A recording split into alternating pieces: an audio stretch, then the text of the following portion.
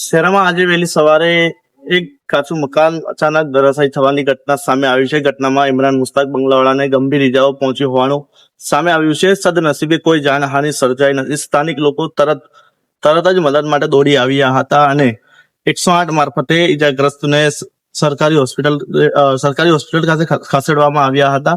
ઘટનાને પગલે વિસ્તારમાં ચકચાર મચી જવા પામી છે. લઈને વિસ્તારના કોર્પોરેટર છે જે મુલાકાત માટે આવ્યા છે.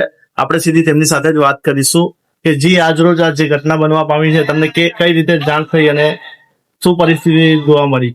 ઘટનાની જાણ થતાં જ અમે તરત સ્થળ ઉપર પહોંચ્યા અને ત્યાંની પરિસ્થિતિ જોઈ.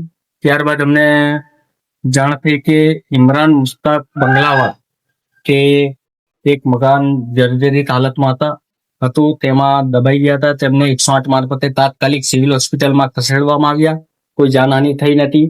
તંત્ર દ્વારા અમારી માંગ એવી જ છે કે તેમને વહેલા તકે સહાય મળે અને એમને ઘરવાળાને એમને પણ સહાય મળે એવી અમારી આશ છે. જી આ હતા આપણી સાથે કોર્પોરેટરના દીકરા, જેઓ દ્વારા જણાવવામાં આવ્યું હતું કે વહેલી તરફ છે તેમને લાભ મળે છે. વેસ્ટ ઇન્ડિયા આફતાબ શેખ, શહેર પંચમહાલ.